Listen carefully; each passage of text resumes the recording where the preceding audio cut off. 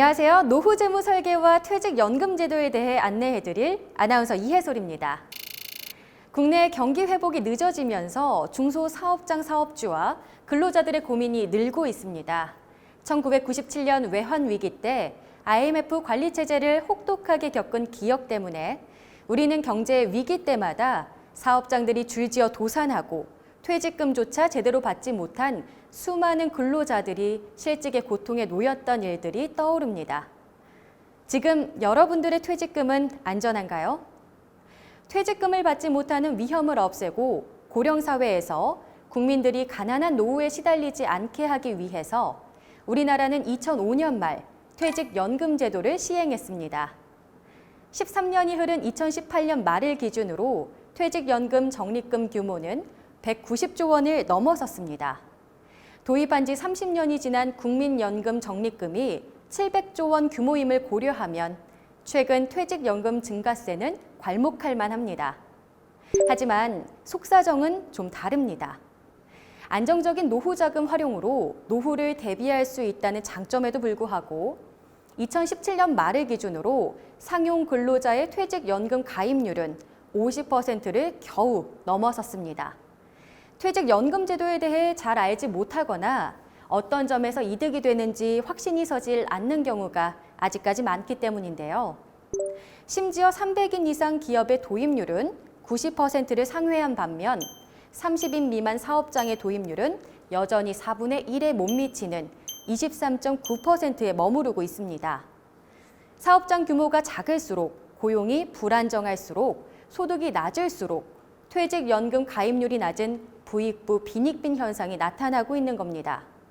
산업별로는 숙박 음식점업, 건설업, 도소매업에서 사업장 도입률과 근로자 가입률이 낮게 나타나고 있습니다. 그럼 지금부터 중소사업장 사업주와 근로자분들이 많이 궁금해하시는 질문들을 하나씩 듣고 답변해 보겠습니다. 퇴직연금 제도가 왜 꼭 필요한가요? 네, 좋은 질문입니다.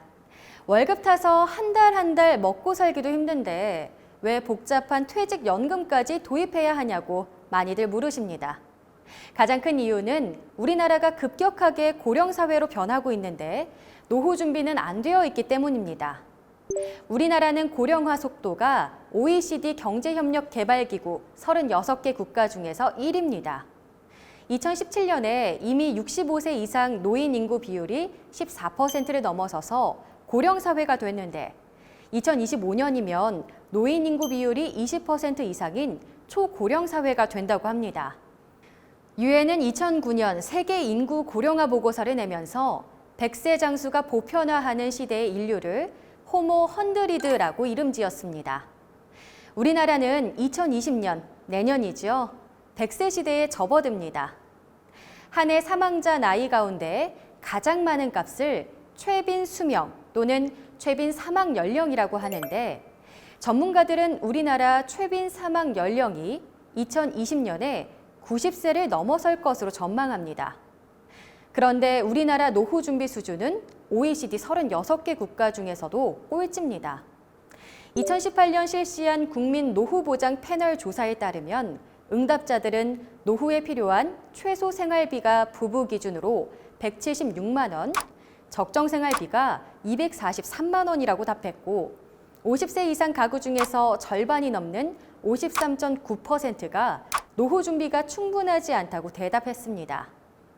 2013년 기준 OECD 회원국의 노인 빈곤율을 살펴보면 우리나라 노인 상대 빈곤율은 49.6%로 OECD 평균인 12.6%와 비교했을 때 매우 심각한 수준입니다.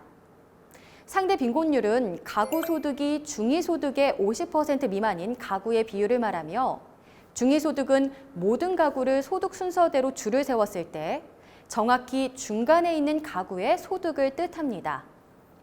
2015년 기준 우리나라 2인 가구의 중위소득은 266만 원이고 그 절반인 133만 원보다 적게 버는 2인 가구는 상대적 빈곤층입니다.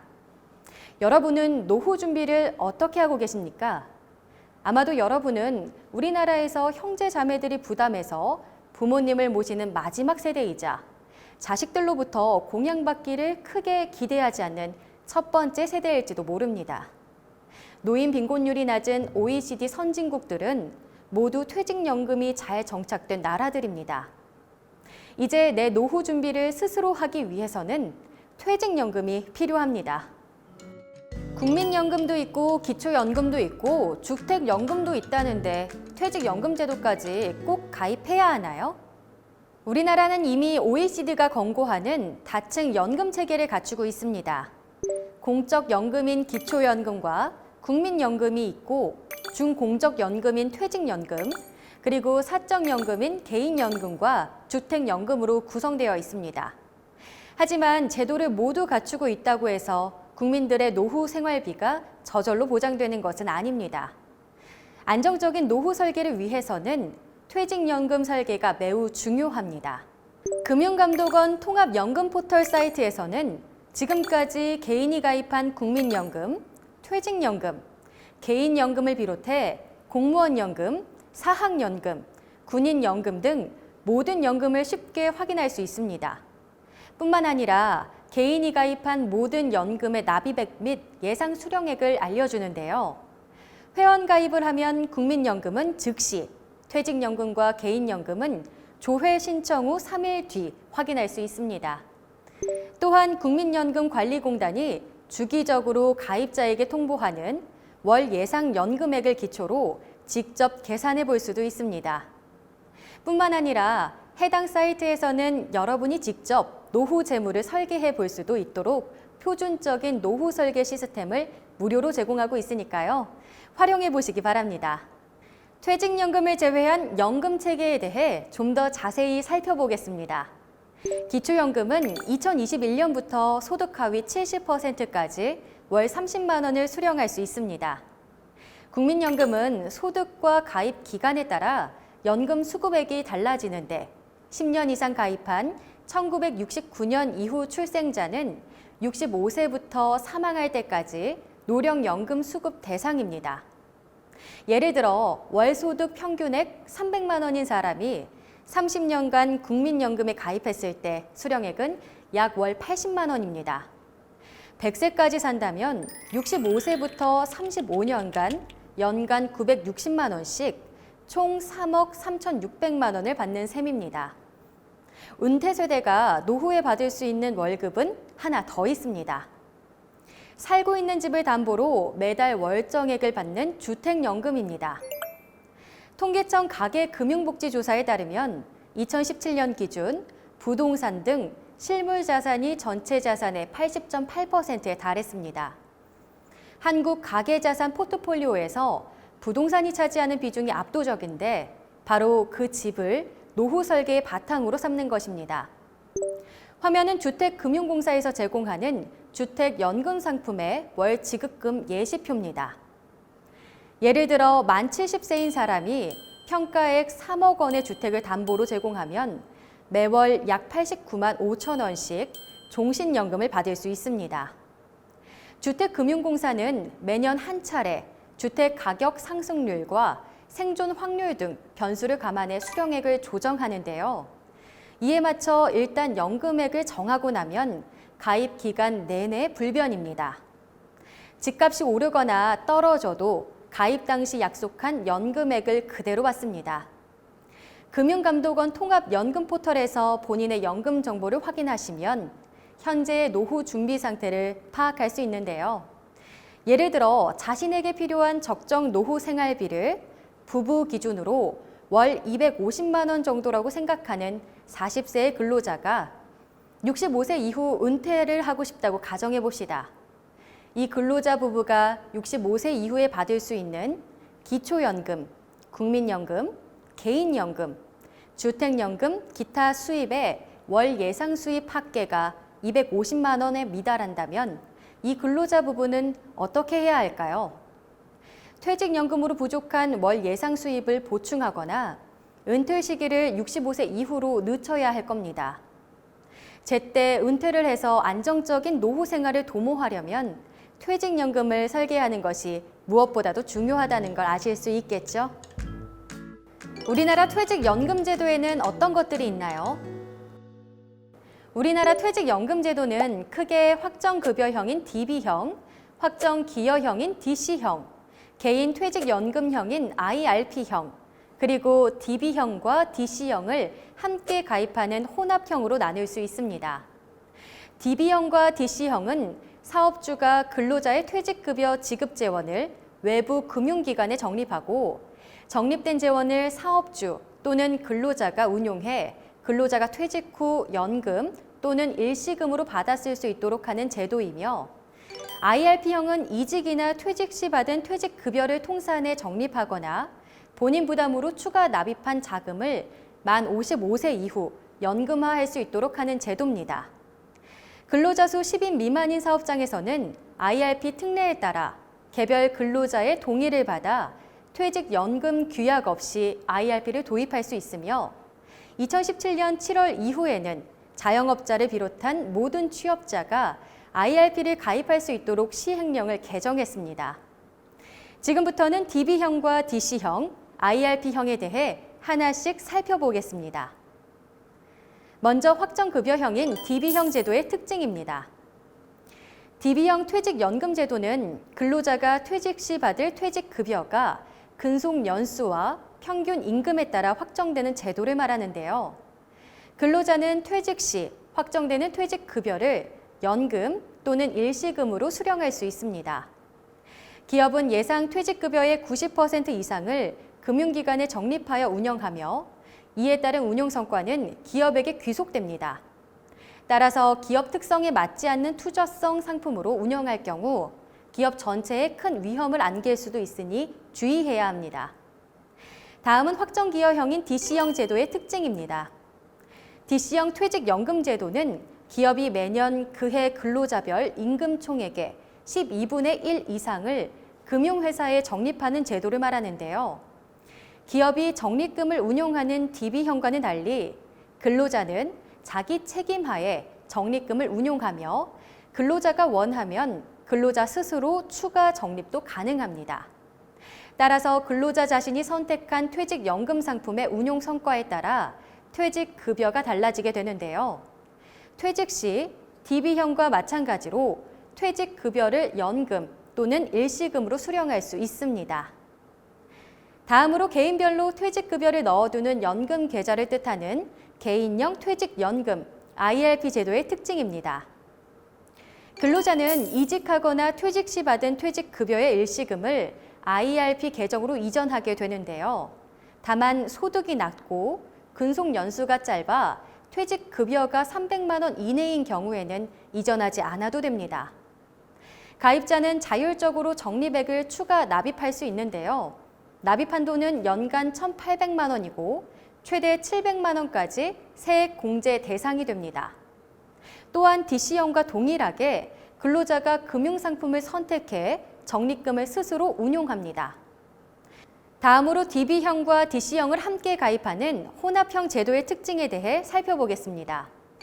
혼합형은 두 제도의 설정 비율의 합이 1 이상이 되어야 하는데요. DB형과 DC형의 비율을 0.5 대 0.5 또는 0.7 대 0.3 등 자유롭게 합계 1 이상으로 설정할 수 있습니다. 다만 근로자 개인이 혼합 비율을 설정할 수는 없고 사업장별로 한 개의 비율을 설정하는 것이 원칙입니다. 통계청이 발표한 2017년 퇴직연금 통계에 따르면 확정기여형인 DC형 제도를 도입한 사업장 비율이 56.8%로 가장 높았고 확정급여형인 DB형 제도를 도입한 사업장 비율은 29.1%입니다. 이제 퇴직연금 제도에 대해 어느 정도 이해가 가셨나요?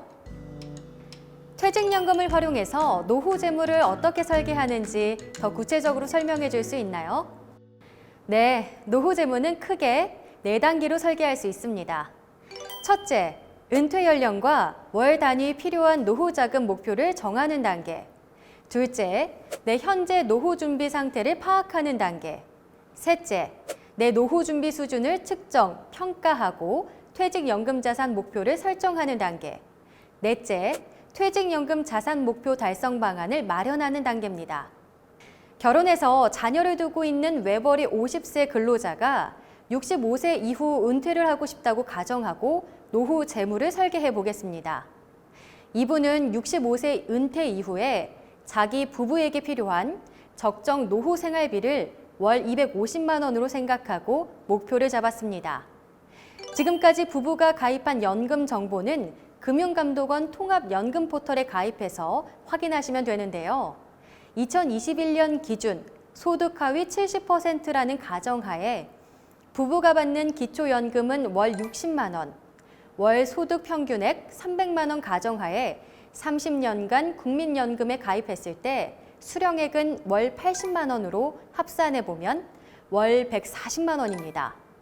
추가적으로 이 부부가 3억 원대의 주택을 담보로 제공해 매월 75만 원의 연금을 받는다고 해도 총 합산이 215만 원으로 적정 노후 생활비에 못 미치는데요.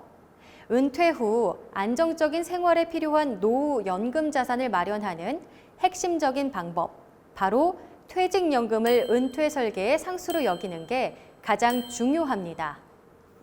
지금부터 퇴직연금 자산 목표를 달성하는 방법에 대해 살펴보겠습니다.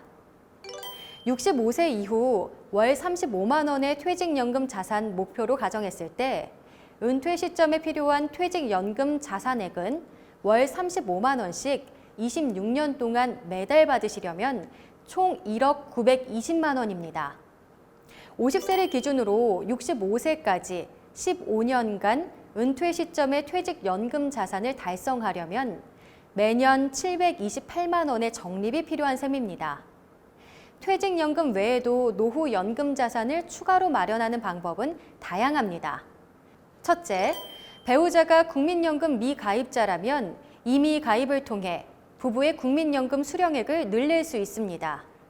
국민연금은 물가 상승률을 반영하여 지급하므로 안정적이고 권장할 만한 노후 준비 수단입니다. 둘째, 주택연금을 활용하는 방법입니다. 만 65세의 평가액 3억 원의 주택을 담보로 제공하면 매월 약 75만 원씩 종신연금을 받을 수 있습니다.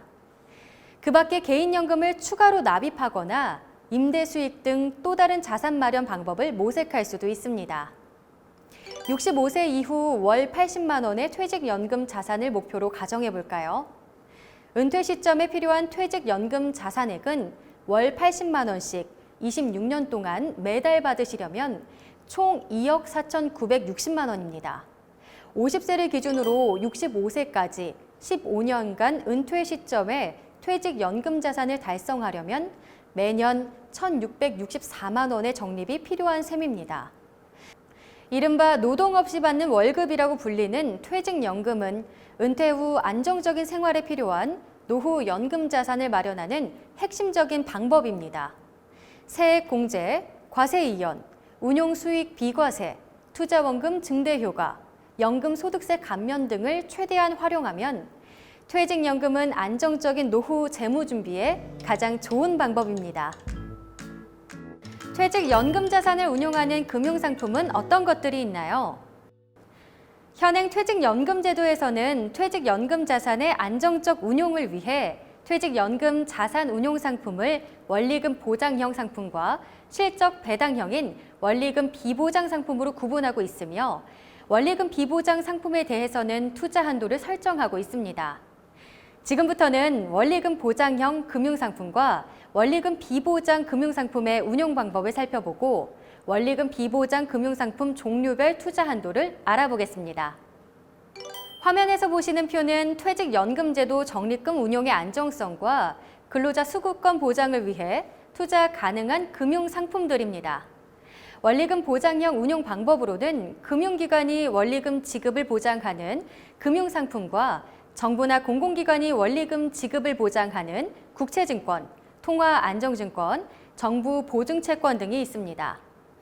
원리금 비보장형 운용 방법으로는 실적 배당형인 원리금 비보장 보험계약, 채권, 펀드 등이 있는데요. 근로자 수급권 보장을 위해 상품 투자 한도를 0% 투자 금지 상품, 70% 투자 가능 상품, 100% 투자 가능 상품, 이렇게 3단계로 구분해 적용하고 있습니다.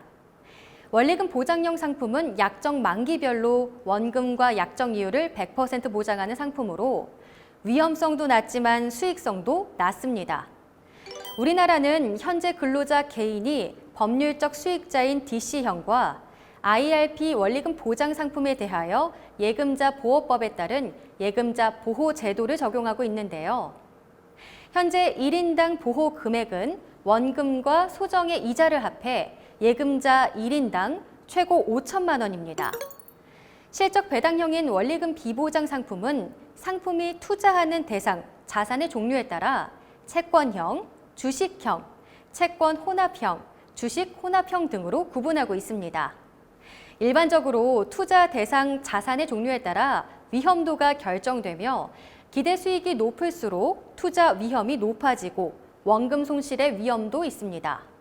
또한 DB형과 DC형, IRP형 모두 퇴직연금 지급 보증을 위한 별도의 보호장치를 두고 있지 않습니다. 원리금 비보장형은 근로자 수급권 보장을 위해 3단계로 구분해 투자 한도를 적용하고 있는데요. 그 첫 번째로 100% 투자 가능한 상품에 대해 알아보겠습니다. 원리금 보장형 상품과 증권 등에 분산 투자하여 투자 위험을 낮춘 상품에 대해서는 적립금의 100%까지 투자할 수 있습니다. DC형과 IRP형은 주식 등에 직접 투자할 수 없고 펀드나 집합 투자 기구 등의 간접 투자 형태로만 투자가 가능한데 은퇴 예상 시점까지 안정적인 수익을 추구하는 펀드인 TDF 펀드에 대해서는 적립금의 100%까지 투자할 수 있습니다. 기업이 퇴직연금 재원을 운용하는 DB형의 경우엔 은퇴 예상 시점을 특정할 수 없으므로 TDF를 투자 가능 상품 적용 대상에서 제외하고 있습니다. 두 번째로 근로자의 퇴직급여 수급권 보호를 위해 투자를 금지하고 있는 상품이 화면에 표기되고 있으니 참고하시기 바랍니다. 앞서 본 화면에서 열거한 투자 금지 대상을 제외한 원리금 비보장 상품에 대해서는 적립금의 70% 이내에서 투자가 가능합니다. DC형과 IRP형은 주식 등에 직접 투자할 수 없고 펀드나 집합투자기구와 같은 간접 투자 형태로만 투자할 수 있습니다. 다음으로 운용 방법별 기대 수익 및 투자 위험에 대해 살펴보겠습니다. 실적 배당형 상품에 적립한 퇴직연금 자산의 안정성은 위험자산 투자 한도에 따라 영향을 받게 되는데요. 위험자산 투자 한도가 높은 고위험 상품일수록 높은 수익을 기대할 수 있는 반면 원금 손실의 위험도 함께 커집니다. 위험이 높다는 것은 그만큼 성과를 예측하기 어렵다는 뜻인데요. 위험이 높다고 해서 반드시 높은 수익을 보장하는 것은 아니므로 신중한 투자가 요구됩니다. 실적 배당형 상품은 DB형과 DC 또는 IRP형 모두 퇴직연금 지급 보증을 위한 별도의 보호장치를 두고 있지 않습니다. 따라서 실적 배당형 상품을 선택할 때에는 해당 집합투자기구의 과거 투자 수익률, 투자 위험 대비 수익률 변동성, 상품 보수, 자산 운용력의 안정성 등과 더불어 해당 집합투자기구에 운용하는 자산 운용사의 재무 안정성과 기업 지배구조의 안정성 등을 함께 고려할 필요가 있습니다. 자신에게 맞는 퇴직연금 자산 운용 상품은 어떻게 골라야 하나요? 퇴직연금 자산을 어떻게 배분할 것인가는 퇴직연금 자산 운용의 수익자가 기업인 DB형과 근로자인 DC 또는 IRP형으로 나누어 투자 특성의 결정 요인을 먼저 살펴보아야 합니다. 퇴직연금 자산 운용의 목표와 위험 감내도를 비롯한 투자 특성의 결정 요인들이 달라지기 때문인데요. 여기서 위험 감내도란 원금 손실에 대해서 시장이 회복되길 기다릴 만한 충분한 시간적, 재정적 여유가 있는지에 대한 부분을 말합니다. 퇴직연금 자산 배분을 위한 원리금 보장 상품, 실적 배당형 상품의 선택 여부, 실적 배당형 상품을 선택한다면 어떤 유형을 선택할지, 주식, 채권, 부동산 등 투자 위험과 수익률의 상관관계가 다른 개별 자산의 편입 비율은 어떻게 결정하고 제한할지 등의 결정은 투자 특성의 진단에 따라 이루어져야 하겠습니다. 먼저 DB형 퇴직연금 운용상품을 선택할 때 기준이 되는 기업의 특성을 진단하는 방법에 대해 알아보겠습니다. 기업의 투자 특성을 판단할 때 금융윤리는 도덕적 해이를 방지하고자 위험 감내 의지를 고려하지 않고 위험 감내 능력만을 고려할 것을 요구하는데요. 그래야만 퇴직연금 자산이 근로자들의 퇴직급여 지급 재원으로 부족하거나 위험이나 고갈될 가능성을 줄일 수 있기 때문입니다. 기업은 퇴직연금 자산을 초과 적립한 정도, 재무 건전성, 수익성 전망, 경기 변동 민감도, 인력 구조 조정 예상 등을 종합적으로 고려해 DB형 퇴직연금 자산의 위험 감내도를 판단할 수 있는데요. 기업의 적립액 규모가 부족하거나 예상하지 못한 경기 변동에 민감한 산업이거나 근로자의 이직률이 높거나 인력 구조 조정이 필요한 경우라면 고위험 투자는 자제해야 합니다. 다음으로 DC 또는 IRP형 퇴직연금 운용상품을 선택할 때 기준이 되는 근로자의 개인 특성을 진단하는 방법에 대해 알아보겠습니다. DC 또는 IRP형 퇴직연금의 자산 배분은 개별 근로자가 투자 특성에 따라 달라질 수 있습니다. 여기서 중요한 것은 DC 또는 IRP형의 자산 배분에서 안전 우선의 원칙을 우선적으로 고려해야 한다는 것인데요. 근로자의 관점에서 안전 우선의 원칙은 퇴직연금 자산이 은퇴 시점에 자신이 생각하는 노후소득 재원으로 부족할 위험이나 사망 이전에 고갈될 가능성을 줄이는 것을 말합니다. 근로자의 대표적인 투자 특성인 위험 감내도는 기업과는 달리 위험 감내 능력과 위험 감내 의지를 모두 고려해야 하는데요. 위험 감내 의지가 아무리 높더라도 위험 감내 능력을 넘어서는 투자 위험을 가진 자산 배분을 권유해서는 안 되며 근로자의 연령과 가능 투자 기간, 여유 자산, 소득 안정성, 개인 투자 성향을 객관적인 지표로 활용해 상품을 결정해야 합니다. 그렇다면 나의 투자 특성은 어떻게 진단해 볼 수 있을까요?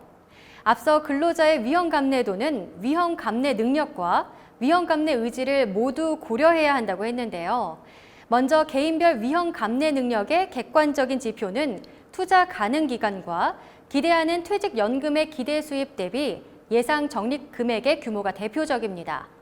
투자 가능 기간은 퇴직연금 수령 시작 희망 연령에서 현재 근로자의 연령을 뺀 연수와 퇴직급여 중간 정산 가능성에 따라 달라지는데요. 퇴직연금 수령 시작 희망 연령에서 현재 근로자의 연령을 뺀 연수가 20년 이상이라면 투자 가능 기간을 장기간으로 볼 수 있고 10년 미만이라면 단기간으로 볼 수 있습니다. 투자 가능 기간이 장기간일수록 위험 감내 능력은 높아지는데요. 일시적인 투자 손실에 충격이 있다 할지라도 장기적인 경기 순환에 따라 투자 손실을 회복할 수 있다고 보기 때문입니다. 또한 노후연금 현재 준비 상태에 여유가 있을수록 현재 보유 자산의 규모가 클수록 은퇴 전 소득이 안정적일수록 부모로부터 물려받을 수 있는 유산의 규모가 클수록 객관적인 위험 감내 능력은 커집니다. 다음으로 개인별 위험 감내 의지는 금융 지식과 현재 자산의 보유 형태, 투자해본 금융상품, 투자 희망상품 등 근로자 스스로 표현하는 투자 성향과 종합하여 판단해야 합니다. DC 또는 IRP형 퇴직연금의 자산 배분은 근로자 개인별 위험 감내도 이외에도 근로자 개개인에게 해당하는 세제, 기타 법적, 제도적 규제, 근로자 개인의 투자 철학 또는 개별적인 요구 등에 따른 투자 특성을 고려하면 좋습니다.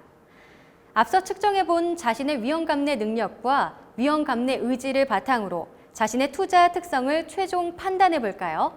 위험 감내 능력과 위험 감내 의지를 모두 고려해야 하는 근로자의 투자 특성은 개인별 위험 감내 능력의 객관적인 지표들을 주된 결정 요소로 진단하고 위험 감내 의지의 주관적 지표들을 보조적인 결정 요소로 진단하여 결정합니다.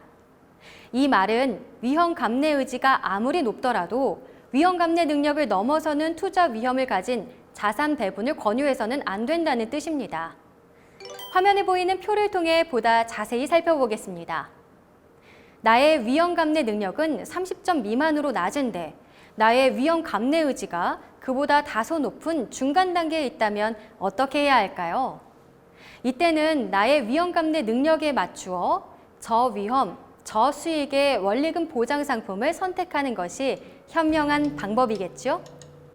퇴직연금 상품에 대한 정보를 어디에서 비교해 볼 수 있나요? 고용노동부와 금융감독원은 2016년 1월 말부터 퇴직연금 사업자별 퇴직연금 상품별 수익률 정보를 통합해서 공시하는 서비스를 실시하고 있는데요. 지금부터는 고용노동부 퇴직연금 홈페이지를 중심으로 현재 정부가 실시하고 있는 퇴직연금 상품 비교 공시의 이용 방법과 내용에 대해 살펴보겠습니다. 화면에 보이는 그림은 고용노동부 홈페이지에서 금융사 상품 정보, 퇴직연금 수익률 상품 정보, 퇴직연금 상품 정보 순으로 클릭했을 때 나타나는 화면입니다. 이 화면을 통해 원리금 보장형 상품의 퇴직연금 수익률을 비교해 볼 수 있는데요. 금융 업건별로 금융회사들이 제공하고 있는 원리금 보장 상품의 수익률인 만기별 약정금리 정보를 비교할 수 있도록 구성되어 있습니다. 화면에 보이는 표는 앞서 본 화면의 표에서 원리금 보장 유형과 전체 업건을 선택하고 검색키를 눌렀을 때 나타나는 결과의 예시 화면입니다. 원리금 보장 상품을 선택하고자 하는 기업이나 근로자는 이와 같은 검색의 결과 정보를 활용해 퇴직연금 상품의 약정 만기를 선택할 수 있는데요. 향후 금리 전망 등을 고려했을 때 36개월이나 60개월의 약정 금리가 12개월이나 24개월 약정 금리에 비해 유리하다면 퇴직연금 가입 노사는 3에서 5년의 약정 기간을 선택하는 게 1, 2년 단위의 약정 갱신보다 바람직한 선택이 될 수 있습니다. 앞서 확인했던 화면의 그림에서 원리금 비보장을 선택하시면 실적 배당형 상품의 퇴직금 연금 정보를 비교해 보실 수 있는데요. 해당 화면은 주식형, 주식 혼합형, 채권형 등의 실적 배당형 상품 유형과 위험도를 나타내는 상품 성향, 자산 운용사 및 생명보험과 같은 운용기관 등을 조합해 실적 배당형 상품의 정보를 비교할 수 있도록 구성되어 있습니다. 지금 보시는 화면은 앞서 본 화면의 그림에서 전체 상품의 유형과 운용기관을 선택하고 검색키를 눌렀을 때 나타나는 결과의 예시입니다. 이 화면에서 퇴직연금 수익자 관점에서 실제 수익률인 퇴직연금 상품의 순수익률은 상품 총 수익률 마이너스 상품 총 보수 및 증권 거래 비용으로 결정됩니다. 반면 퇴직연금 상품의 자산 운용을 담당하는 자산 운용력에 대한 평가는 상품 총 수익률 또는 상품 총익률 마이너스 증권 거래 비용으로 이루어집니다. 따라서 퇴직연금 수익자 관점에서의 실제 수익률과 자산 운용력에 대한 평가를 함께 알아보려면 퇴직연금 실적 배당형 상품별로 총 수익률, 상품 총 보수 및 증권 거래 비용, 순수익률을 모두 살펴보는 게 바람직합니다. 높은 수익을 위해서는 높은 위험을 감수해야 한다는 말이 있는데요. 여기에서 위험이 높다는 것은 성과를 예측하기 어렵다는 뜻이며 위험이 높다고 해서 반드시 높은 수익이 보장되지는 않는다는 점을 명심해야겠습니다. 중소사업장에서 참고할 만한 퇴직연금 제도 도입 방식이 있을까요? 아직까지 퇴직연금 제도를 도입하지 않은 중소사업장들에서 우선적으로 참고할 만한 퇴직연금 제도 도입 방식을 살펴보겠습니다. 먼저 화면을 통해 기업 규모별 퇴직연금 제도 도입률 현황을 살펴볼 수 있는데요. 300인 이상 기업의 퇴직연금 제도 도입률은 90%를 상회한 반면 30인 미만 사업장의 도입률은 23.9%에 머무르고 있다는 걸 알 수 있습니다. 특히 10인 미만 사업장의 도입률은 17.9%밖에 되질 않는데요. 이처럼 중소기업의 도입률이 상대적으로 낮은 이유는 무엇일까요? 주된 원인으로 첫째, 기업, 근로자의 상대적 정보 부족, 둘째, 상대적으로 열악한 재무 능력, 셋째, 퇴직연금 사업자의 영업 유인 부족 등을 들 수 있습니다. 근로복지공단은 금융기관의 퇴직연금 영업 유인이 낮은 30인 미만 사업장을 대상으로 공익적 차원에서 가장 낮은 수수료 체계로 퇴직연금 사업을 실시하고 있는데요. 이에 대해 조금 더 살펴보겠습니다.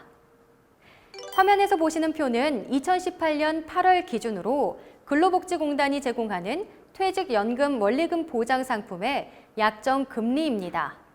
각 금융기관이 제공하는 상품별로 1년에서 5년까지 만기가 길어질수록 높은 연리가 제공됨을 알 수 있는데요. 근로자 관점에서 퇴직연금의 수익률을 높이려면 높은 연리를 제공하는 만기 상품을 선택해 복리 효과를 높이는 것도 한 가지 방법입니다. 중소사업장이 참고할 만한 또 다른 도입 방식으로 표준형 DC 제도가 있습니다. 표준형 DC 제도는 퇴직연금 사업자가 둘 이상의 사업주가 참여하는 DC형 퇴직연금 제도를 설계하는 제도를 말하는데요. 다수의 사업주를 가입 대상으로 해 수수료를 낮출 수 있기 때문에 수수료 부담이 크게 느껴지는 중소사업장이 연합해 도입하기에도 적절한 제도입니다. 또한 퇴직연금 사업자가 표준규약과 표준계약서를 작성해 고용노동부와 금융감독원의 승인을 받기 때문에 각 사업주들의 제도 설계 부담을 줄여줄 수도 있는데요. 현재 퇴직연금 사업자들이 운영하는 여러 가지 표준형 DC 제도가 있습니다. 근로복지공단은 30인 미만 사업장을 대상으로 한 표준형 DC를 준비하고 있으니까요. 참고하시기 바랍니다. 상시 근로자 수가 10인 미만인 사업장에서는 개별 근로자의 동의를 받거나 근로자의 요구에 따라 퇴직연금 규약가 없이 IRP 특례에 따라 개인형 퇴직연금인 IRP를 도입할 수 있습니다. 사업주가 가입자별로 매년 연간 임금 총액의 12분의 1 이상을 부담금으로 가입자 계정에 납입하고 근로자는 자기 책임하에 자신이 선택한 퇴직연금 상품에서 적립금을 운용하게 되며 추가 부담금 납입도 가능합니다. 퇴직연금 제도를 도입하면 사업주와 근로자에게는 어떤 혜택이 있나요? 퇴직연금 제도를 도입하면 기업과 근로자 모두에게 이익이 됩니다. 우선 기업의 관점에서 보면 사업주는 퇴직연금 부담금 납입액에 대해서 손비 인정을 받기 때문에 법인세를 절감할 수 있습니다. 또한 정기적으로 부담금을 납부하기 때문에 매년 퇴직급여 예측과 비용 부담을 평준화할 수 있고 재무관리도 쉬워집니다. 근로자의 관점에서 보면 근로자는 퇴직급여를 외부 금융기관에 적립하기 때문에 퇴직급여를 받지 못할 위험이 줄어듭니다. 또한 확정기여형 또는 개인형 퇴직연금을 이용하면 매년 세액공제를 받을 수 있고 연금으로 수령하면 세율을 낮추고 과세 이연과 실질 소득 증가 효과까지 함께 누릴 수 있게 됩니다. 퇴직연금의 세제 혜택은 퇴직연금 도입을 고민하는 기업과 근로자가 가장 관심을 갖는 주제 중 하나일 겁니다. 화면을 통해 퇴직연금 단계별 과세 체계에 대해 살펴보겠습니다. 근로자는 연금저축과 합산해 최대 연 700만 원까지 IRP, DC 퇴직연금 계좌에 세액 공제를 받을 수 있습니다. 퇴직연금 계좌에 적립금이 운용되어 발생되는 운용 수익에 대한 세금은 과세 이연되어 연금 계좌에서 인출할 때까지 미뤄집니다. 퇴직연금의 수령 단계에서 적립금을 일시금 또는 중도 인출하게 되면 소득 원천에 따라 다르게 과세됩니다. 사용자 부담금에 대해서는 퇴직소득세가 부과되며 근로자 납입금 중 세액 공제를 받은 납입금 및 운용 수익에 대해서는 기타 소득세가 16.5%가 분리 과세되고 세액 공제를 받지 않은 납입금에 대해서는 과세되지 않습니다. 퇴직급여를 연금으로 수령하게 된다면 소득 원천에 따라 사용자 부담금은 퇴직소득세의 70%만 납부하면 됩니다. 근로자 납입금 중 세액 공제를 받은 납입금 및 운용 과정에서 발생한 수익에 대해서는 연금소득세가 적용되어 1,200만 원 이하일 경우 분리과세를 선택할 수 있으며 이때의 원천징수 세율은 연금 수령자의 연령과 방법에 따라 달라지니까요. 화면에 보이는 표를 참고하시기 바랍니다. 퇴직연금 적립금을 연금 형태로 수령하면 앞서 설명했듯이 퇴직소득세의 30%가 감면됩니다. 또한 세액공제를 받은 금액 및 운용 수익은 지방소득세를 포함해 종신형의 경우 4.4%, 연령별로 3.3에서 5.5%까지 저율의 연금소득세가 부과됩니다. 연금 수령 요건은 55세 이후 연금 계좌 취급자인 금융기관에게 연금 수령 개시를 신청해야 하며 연금 계좌 가입일로부터 5년이 경과해야 하고 연금 수령 한도 이내에서 인출해야 합니다. IRP 제도의 혜택에 대해 보다 자세히 살펴보겠습니다. IRP에 이전한 퇴직급여 적립금액은 퇴직급여를 수령할 때까지 과세를 이연합니다. 따라서 퇴직소득과 이자, 배당금 등의 적립금 운용수익은 발생 단계에서 과세하지 않기 때문에 화면에서 보시는 표와 같이 투자 원금을 증대시키는 효과가 있습니다. 앞서 설명했던 것처럼 IRP에 이전한 퇴직급여 적립금을 일시금으로 받지 않고 연금으로 수령할 경우에는 퇴직소득세 대비 70%만을 과세합니다.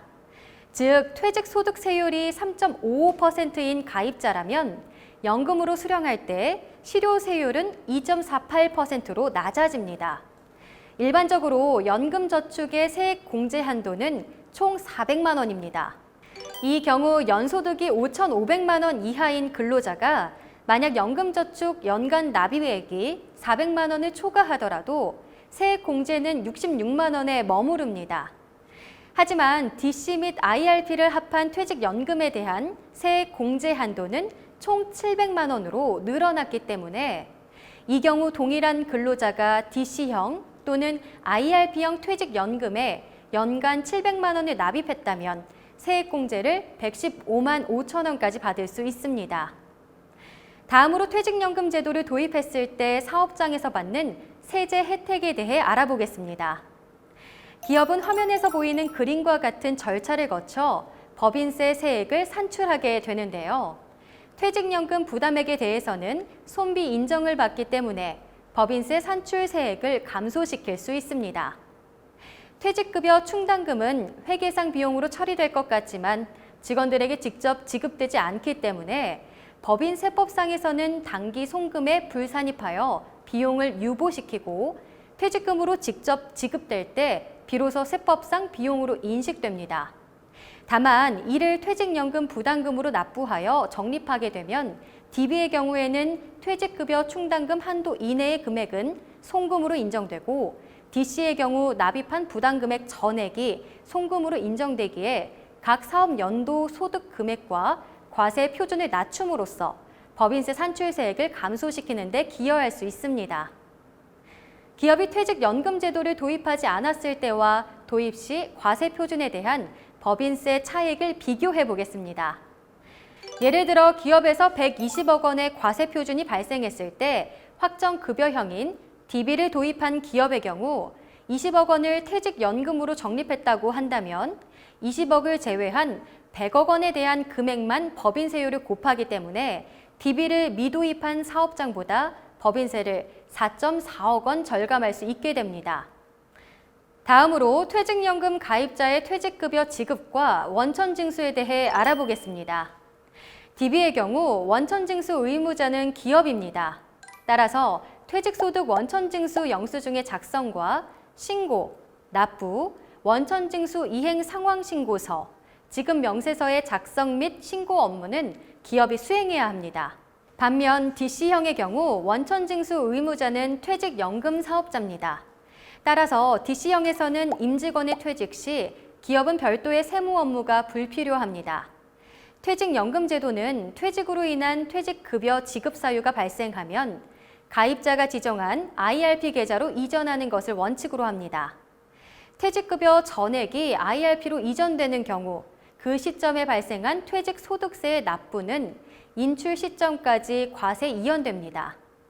반면 퇴직급여가 IRP가 아닌 퇴직자의 일반 계좌로 지급되는 경우에는 퇴직소득세를 원천 징수하고 세액을 납부해야 합니다. 퇴직연금에 대해서 더 알아보고 싶은데 무료로 교육을 해주는 중립적인 기관이 있을까요? 네, 있습니다. 고용노동부는 퇴직연금 제도에 대한 정보 접근성이 상대적으로 취약해서 아직까지 제도를 도입하지 못한 전국의 100인 미만 중소사업장 노사를 대상으로 무료 교육을 실시하고 있습니다. 이 무료 교육을 위탁받아 수행하는 곳이 한국공인노무사회입니다. 올해에는 전문성을 갖춘 460여 명의 공인노무사들이 각 지역에서 중소사업장 사업주와 근로자들에게 무료 교육을 실시하고 있습니다.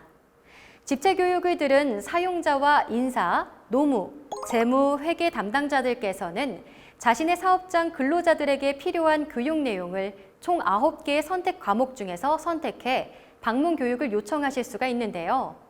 과목은 기업과 근로자 모두에게 유용한 제도 이해와 세제 혜택, 중소사업장이 참고할 만한 도입 방식, 퇴직연금 상품 선택에 필요한 금융 지식 등을 포함하고 있습니다. 사업장 무료 교육은 한국공인노무사 홈페이지를 통해 신청하실 수가 있는데요. 사업장의 요청에 따라 최대 5개의 선택 과목을 지정해 1회당 50분에서 80분 이내로 실시하고 연간 최대 2회까지 퇴직연금 도입을 희망하는 중소사업장에게 실질적인 도움을 드리고 있습니다. 무엇보다 전문 강사가 사업장에 직접 방문해 교육을 실시하고 있으니까요. 좋은 기회 적극적으로 활용해 보시기 바랍니다. 빠르게 진입하고 있는 초고령화 사회 속에서 중소사업장 사업주와 근로자들도 세제 혜택이 뛰어난 퇴직연금을 활용해 노후 재무를 설계한다면 노후 빈곤의 위험을 슬기롭게 극복하실 수 있습니다. 퇴직연금제도 무료 교육 사업을 적극적으로 활용해 주시기를 당부드립니다. 감사합니다.